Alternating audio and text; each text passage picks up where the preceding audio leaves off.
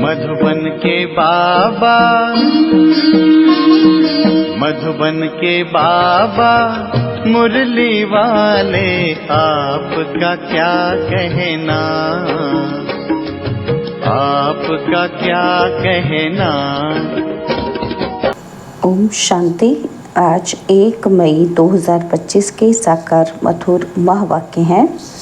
आज मीठे मीठे बाप दादा बोले, मीठे बच्चे, तुम बेहद के बाप से बेहद का वर्षा लेने आए हो। यहाँ हद की कोई बात नहीं। तुम बड़े उमंग से बाप को याद करो तो पुरानी दुनिया भूल जाएगी।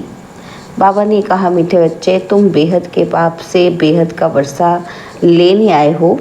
यहाँ हद की कोई बात नहीं। तुम बड़े उमंग से बाप को याद करो तो पुरानी दुनिया भूल जाएगी। बाबा ने आज प्रश्न पूछा कि कौन सी एक बात तुम्हें बार बार अपने से घोटकर पक्की करनी चाहिए। तो उत्तर में बाबा ने समझाया कि हम आत्मा हैं, हम परमात्मा बाप से वर्षा ले रहे हैं। आत्माएं हैं बच्चे, परमात्मा है बाप, और अभी बच्चे और बाप का मेला लगा हुआ है। यह बात बार बार घोट घोट कर पक्की करो।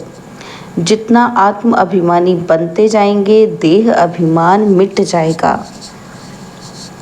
मुरली का गीत है, जो पिया के साथ है ज्ञान रत्नों की बरसात है। ओम शांति। बच्चे जानते हैं, क्या जानते हैं बच्चे?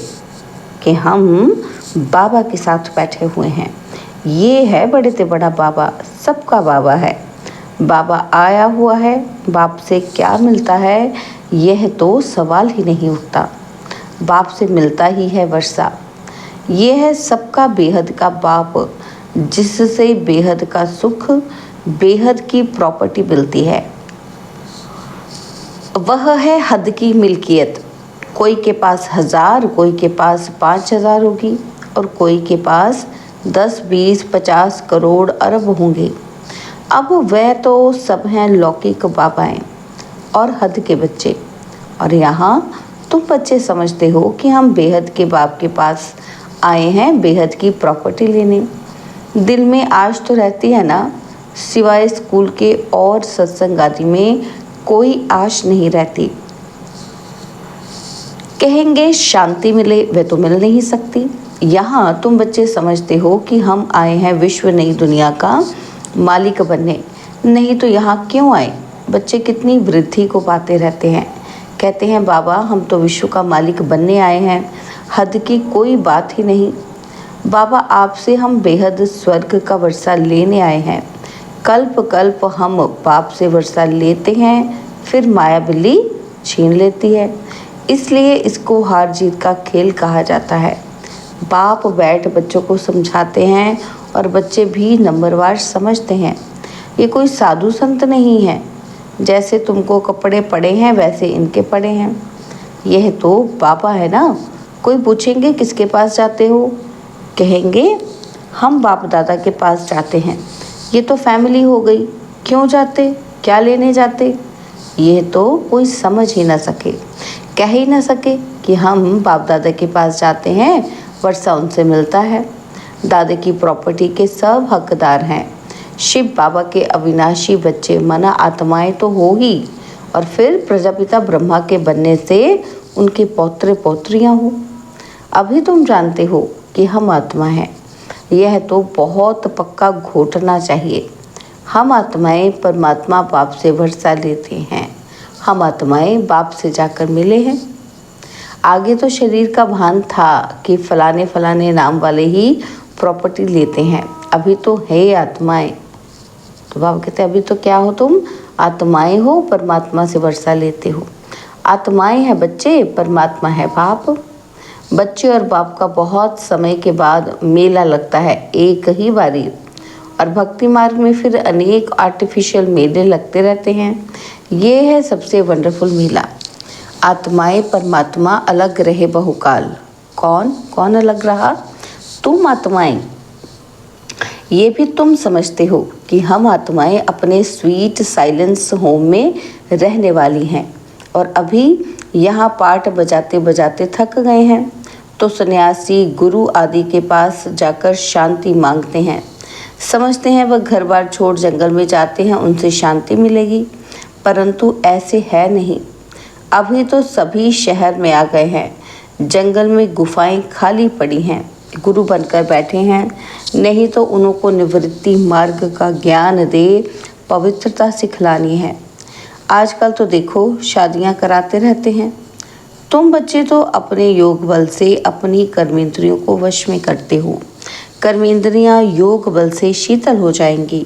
कर्मेंद्रियों में चंचलता होती है ना, अब कर्मेंद्रियों पर जीत पानी है। जो कोई चंचलता ना चले, सिवाय योग बल से कर्मेंद्रियों का अवश्य होना इम्पॉसिबल है। बाप कहते हैं कर्मेंद्रियों की चंचलता योग बल से ही टूटेगी। योग बल की ताकत तो है ना, इसमें बड़ी मेहनत लगती है। आगे चलकर कर्मेंद्रियों की चंचलता नहीं रहेगी। सत्युग में तो कोई गंदी बीमारी नहीं होती।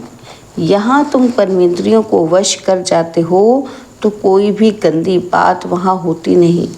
नाम ही है स्वर्ग। उनको भूल जाने के कारण लाखों वर्ष कह देते हैं। अभी तक भी मंदिर बनाते रहते हैं। अगर लाखों वर्ष हुए हो तो फिर बात ही नहीं याद हो, और फिर मंदिर आदि क्यों बनाते। तो वहाँ कर्मेंद्रियाँ शीतल रहती हैं, कोई चंचलता नहीं रहती। शिव बाबा को तो कर्मेंद्रियाँ है नहीं, बाकी आत्मा में ज्ञान तो सारा है ना। वही शांति का सागर, सुख का सागर है। वो लोग कहते कर्मेंद्रियाँ वश नहीं हो सकती। बाप कहते हैं योग बल से तुम कर्मेंद्रियों को वश करो। बाप की याद में रहो, कोई भी बेकायदे काम कर्मेंद्रियों से नहीं करना है। ऐसे लवली बाप को याद करते करते प्रेम में आंसू आने चाहिए। आत्मा परमात्मा में लीन होती ही नहीं। बाप एक ही बार मिलते हैं। जब शरीर का लोन लेते हैं तो ऐसे बाप के साथ कितना प्यार से चलना चाहिए। बाबा को उछल आई ना कि ओहो, बाबा विश्व का मालिक बनाते हैं, फिर ये धनमाल क्या करेंगे, छोड़ो सब। जैसे पागल होते हैं ना, सब कहने लगे कि इनको बैठे बैठे क्या हुआ, धंधा आदि सब छोड़कर आ गए। खुशी का पारा चढ़ गया, साक्षात्कार होने लगे। राजाई मिलनी है, परंतु कैसे मिलेगी, क्या होगा, ये कुछ भी पता नहीं। बस मिलना है, उस खुशी में सब छोड़ दिया। और फिर धीरे धीरे नॉलेज मिलती रहती है। तुम बच्चे यहाँ स्कूल में आए हो, एम ऑब्जेक्ट तो है ना, यह है राजयोग। बेहद के बाप से राजाई लेने आए हो। बच्चे जानते हैं कि हम उनसे पढ़ते हैं, जिसको याद करते थे कि बाबा आकर हमारे दुख हरो, सुख दो। बच्चियाँ कहती हैं कि हमको श्री कृष्ण जैसा बच्चा मिले। अरे वह तो बैकुंठ में ही मिलेगा ना। कृष्ण बैकुंठ का है तो उनको तुम झुलाते हो, तो उन जैसा बच्चा तो बैकुंठ में ही मिलेगा ना। तो अभी तुम बैकुंठ की बादशाही लेने आए हो, वहाँ ज़रूर प्रिंस प्रिंसेस ही मिलेंगे। पवित्र बच्चा मिले, यह आश भी पूरी होती है। यूँ तो प्रिंस प्रिंसेस यहाँ भी बहुत हैं, परंतु नर्कवासी हैं। तुम चाहते हो स्वर्गवासी को। पढ़ाई तो बहुत सहज है। बाप कहते हैं तुमने बहुत भक्ति की है, धक्के खाए हैं। तुम कितना खुशी से तीर्थों आदि पर जाते हो, अमरनाथ पर जाते हैं। समझते हैं शंकर ने पार्वती को अमर कथा सुनाई। अमरनाथ की सच्ची कथा तुम अभी सुनते हो। यह तो बाप बैठ तुमको सुनाते हैं। तुम आए हो बाप के पास। जानते हो ये भाग्यशाली रथ है, इसने ये लोन पर लिया है। हम शिव बाबा के पास जाते हैं, उनकी ही श्रीमत पर चलेंगे। कुछ भी पूछना हो तो बाबा से पूछ सकते हो।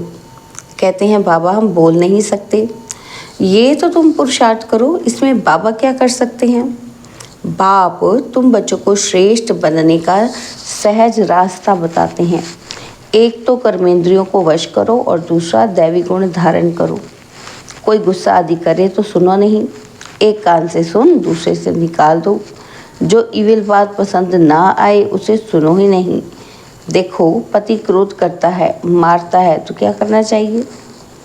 जब देखो पति गुस्सा करता है तो उन पर फूल बरसाओ, हंसते रहो। युक्तियाँ तो बहुत हैं, कामेशु क्रोधेशु होते हैं ना। अबलाएं पुकारती हैं, एक द्रौपदी नहीं, सब है। अब बाप कहते हैं नगन होने, अब बाप आए हैं नगन होने से बचाने। बाप कहते हैं इस मृत्युलोक में ये तुम्हारा अंतिम जन्म है। हम तुम बच्चों को शांति धाम में ले जाने आया हूँ। वहाँ पतित आत्मा तो जा न सके, इसलिए मैं आकर सबको पावन बनाता हूँ। जिसको जो पाठ मिला हुआ है वह पूरा कर अब सबको वापस जाना है। सारे झाड़ का राज बुद्धि में है, बाकी झाड़ के पत्ते थोड़ी कोई गिनती कर सकते हैं।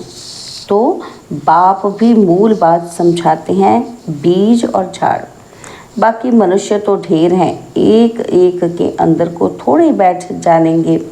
मनुष्य समझते हैं भगवान तो अंतर्यामी हैं, हर एक के अंदर की बात को जानते हैं। यह सब है अंधश्रद्धा। बाप कहते हैं तुम हमको बुलाते हो कि आकर हमको पतित से पावन बनाओ, राजयोग सिखाओ। अभी तुम राजयोग सीख रहे हो। बाप कहते हैं मुझे याद करो। बाप ये मत देते हैं ना, बाप की श्रीमत और गत सबसे न्यारी है।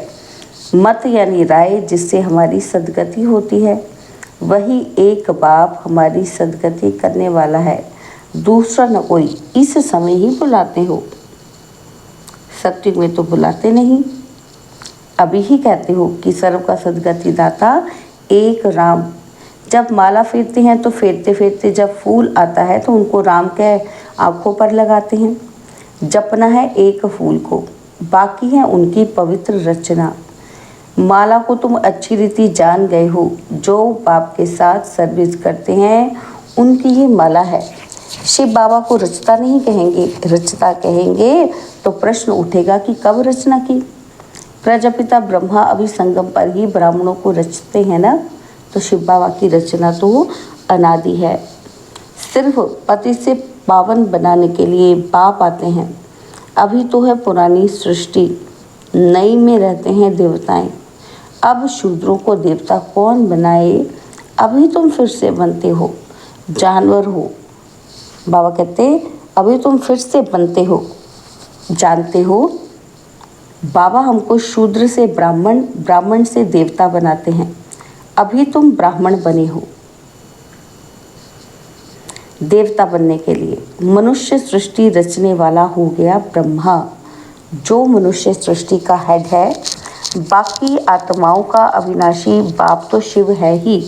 ये सब नई बातें तुम सुनते हो। जो बुद्धिमान है वह अच्छी रीति धारण करते हैं। आहिस्ते आहिस्ते तुम्हारी भी वृद्धि होती जाएगी। अभी तुम बच्चों को स्मृति आई है कि हम असल देवता थे, फिर 84 जन्म कैसे लेते हैं, सब राज तुम जानते हो। जास्ती बातों में जाने की दरकार ही नहीं है। बाप से पूरा वर्षा लेने के लिए मुख्य बात बाप कहते हैं, एक तो मुझे याद करो और दूसरा पवित्र बनो, स्वदर्शन चक्रधारी बनो और बाप और आप समान बनाओ।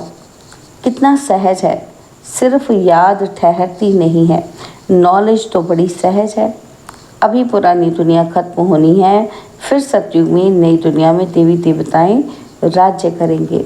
इस दुनिया में पुराने से पुराने यह देवताओं के चित्र हैं, वह इन्हों के महल आदि हैं। तुम कहेंगे पुराने से पुराने हम विश्व के महाराजा महारानी थे। शरीर तो खत्म हो जाते हैं, बाकी चित्र बनाते रहते हैं। अभी ये थोड़ी किसी को पता है यह लक्ष्मी नारायण जो राज्य करते थे वो कहाँ गए, राजाई कैसे ली। बिरला इतने मंदिर बनाते हैं परंतु जानते नहीं, पैसे मिलते जाते हैं और बनाते रहते हैं। समझते हैं ये देवताओं की कृपा है। एक शिव की पूजा है, अव्यभिचारी भक्ति। ज्ञान देने वाला तो ज्ञान सागर एक ही है, बाकी है भक्ति मार्ग। ज्ञान से आधा कल्प सद्गति होती है, फिर भक्ति की दरकार नहीं रहती। ज्ञान भक्ति वैराग्य। अब भक्ति से पुरानी दुनिया से वैराग्य। पुरानी अब खत्म होनी है, इसमें आसक्ति क्या रखें। अब तो नाटक पूरा होता है, हम जाते हैं घर, वह खुशी रहती है। कई समझते हैं मोक्ष पाना तो अच्छा है, फिर आएंगे ही नहीं। आत्मा बुदबुदा है जो सागर में मिल जाता है। ये सब गपोड़े हैं। एक्टर तो एक्ट करेगा ज़रूर, जो घर बैठ जाए वह कोई एक्टर थोड़ी ही हुआ। मोक्ष होता नहीं, यह ड्रामा अनादि बना हुआ है। यहाँ तुमको कितनी नॉलेज मिलती है। मनुष्य की बुद्धि में तो कुछ भी नहीं है। तुम्हारा पाठ ही है बाप से ज्ञान लेने का, वर्षा पाने का। तुम ड्रामा में बंधायमान हो, पुरुषार्थ ज़रूर करेंगे। ऐसे नहीं कि ड्रामा में होगा तो मिलेगा, फिर तो बैठ जाओ। लेकिन कर्म बिगर कोई रह नहीं सकता है, कर्म संन्यास हो ही नहीं सकता। अच्छा, मीठे मीठे सिकिलदे बच्चों प्रति माता पिता बाप दादा का याद प्यार और गुड मॉर्निंग। रूहानी बाप की रूहानी बच्चों को नमस्ते। हम रूहानी बच्चों की रूहानी बाप दादाजी को दिलवा जान सिकवा प्रेम से नमस्ते। ओम शांति। प्यारे बाबा, मीठे बाबा, मेरे बाबा, शुक्रिया बाबा, शुक्रिया बाबा, शुक्रिया।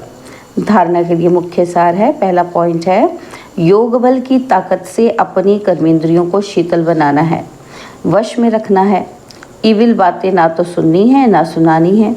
जो बात पसंद नहीं आती उसे एक कान से सुन दूसरे से निकाल देना है। और सेकंड पॉइंट है, बाप से पूरा वर्षा लेने के लिए सुदर्शन चक्रधारी बनना है। पवित्र बन आप समान बनाने की सेवा करनी है। बाबा ने आज वरदान दिया कि मुरली के साज द्वारा माया को सरेंडर कराने वाले मुरलीधर भव। मुरली के साज द्वारा माया को सरेंडर कराने वाले मुरलीधर भव। मुरलियाँ तो बहुत सुनी हैं, अब ऐसे मुरलीधर बनो जो माया मुरली के आगे न्यौछावर हो जाए। मुरली के राज का साज अगर सदैव बजाते रहो तो माया सदा के लिए सरेंडर हो जाएगी। माया का मुख्य स्वरूप कारण के रूप में आता है। जब मुरली द्वारा कारण का निवारण मिल जाएगा तो माया सदा के लिए समाप्त हो जाएगी। कारण खत्म अर्थात माया खत्म। स्लोगन, अनुभवी स्वरूप बनो तो चेहरे से खुशनसीबी की झलक दिखाई देगी।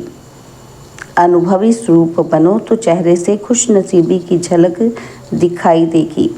अव्यक्त इशारे हैं, रूहानी रॉयल्टी और प्योरिटी की पर्सनैलिटी धारण करो। संगम युगी ब्राह्मण जीवन की विशेषता पवित्रता है। प्रवृत्ति में रहते अपवित्रता से निवृत्त रहना, स्वप्न मात्र भी अपवित्रता के संकल्प से मुक्त रहना, यही विश्व को चैलेंज करने का साधन है। यही आप ब्राह्मणों की रूहानी रॉयल्टी और पर्सनैलिटी है। ओम शांति।